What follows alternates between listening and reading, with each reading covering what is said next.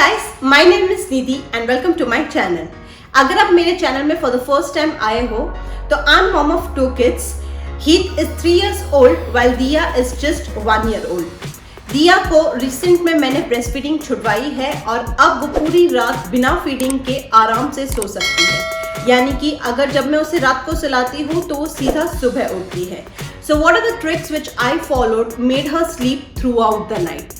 So without further ado, let's get into it.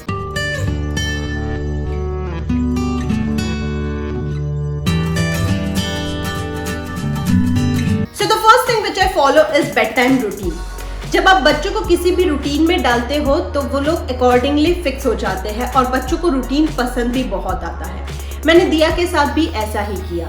मैंने उसका रात का सोने का टाइम फिक्स रखा है. मैं उसे हर बार शाम के 8:30 से लेकर 9 बजे के बीच में सुला देती हूँ, यानी कि उसकी जो बॉडी क्लॉक है अकॉर्डिंगली चैनलाइज हो चुकी है और 8:30 होते होते वो खुद ही अपने आप उसकी बैटरी डाउन हो जाती है और वो सोने जैसी हो जाती है. So I don't have to put too much efforts to put her to sleep. The next thing which I follow is कि मैं पूरे दिन में एटलीस्ट एक बार उसे बाहर घूमने लेके जाऊँ, यानी कि उसे 1 घंटे की फिजिकल एक्टिविटी दो. Even though she is only 1 year old but still बाहर की जो हवा है वो बच्चों पे कमाल का असर दिखाती है.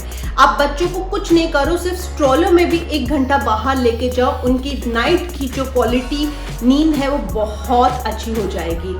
तो मैं दिया को भी 1 घंटे के लिए हमेशा बाहर लेके जाती हूँ. वो हीथ के साथ खेलती है और जो शाम के वक्त जो खेलती है उससे उसकी रात की नींद काफ़ी अच्छी आती है. The third thing which I follow very rigorously is कि मैं उसे कभी भी भूखे पेट सोने नहीं देती, क्योंकि वो शाम का खाना 7 बजे तक खा लेती है और सोने जाती है 8:30 या 9 बजे तक. तो मैं उसे जस्ट सोने से पहले ही 1 कप पूरा भर के गर्म दूध पिलाती हूँ.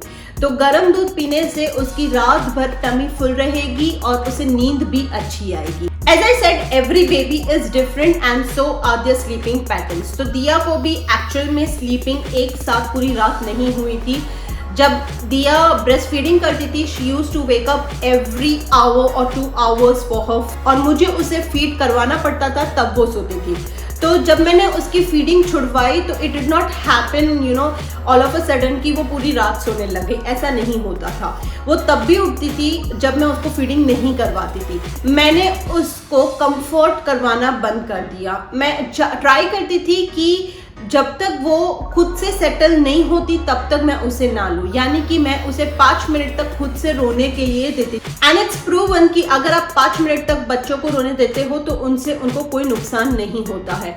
आप ट्राई कर सकते हो कि 5 मिनट्स तक उनको ऐसे ही रहने दो, खुद से वो बच्चा सेटल हो जाता है. But if that doesn't work तो फिर मैं उसे थोड़ा सा ऐसा आवाज कर देती.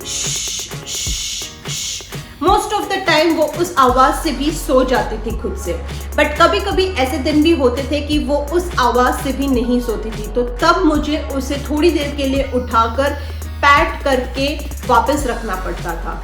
बट जितनी बार सपोज अगर आपने 10 बार ऐसे उठाया तो मैं नेक्स्ट नाइट ट्राई करती थी कि मैं वो 10 बार से 6 बार में लेके आऊँ और उसके अगली बार मैं 6 बार से 3 बार में लेके आऊँ. तो बाकी के टाइम वो खुद सेटल होती थी. मोस्ट ऑफ द टाइम मैं ये भी ट्राई करती थी कि मैं उसको कॉट में ही रखती थी और अगर वो थोड़ा सा आवाज़ करे तो कॉट पे ही मैं उसको थोड़ा सा थप कर देती थी और फिर वो वापस सो जाती थी. But as I said every time I use to decline the number of times I use to do it. मतलब अगर मैं 10 बार करती थी तो मैं 10 बार से 6 बार में और फिर 6 बार से 3 बार में, इस हिसाब से मैंने अपना रिड्यूस किया. बट ज़रूरी नहीं है कि हर बेबी जो है वो इसी तरह से रिस्पॉन्ड करे. हर बेबी का जो होता है रिस्पॉन्ड करना वो अलग होता है. तो जो जनरल टिप्स मैं आपको बताना चाहूँगी आज वो ये है कि सबसे पहले आप बच्चे को मॉर्निंग और इवनिंग में डिफ्रेंशिएट करना सिखाएं. जब आप बच्चे को दिन में सुलाते हो तो आप देखिए कि आप ऐसा ना करें कि आप पर्दे बंद कर देते हैं और बिल्कुल भी शोर नहीं करते हैं. जब आप इस तरह से बच्चों को दोपहर में सुलाओगे तो बच्चा जो है वो दिन का और रात का डिफ्रेंशिएट नहीं कर पाएगा और इससे उसकी नींद काफ़ी डिस्टर्ब रहेगी. तो मैं जब दिया को दोपहर में सुलाती हूँ तो मैं देखती हूँ कि पर्दे वगैरह सब जो है मैं बिल्कुल बंद नहीं करती, वैसे ही रहता है.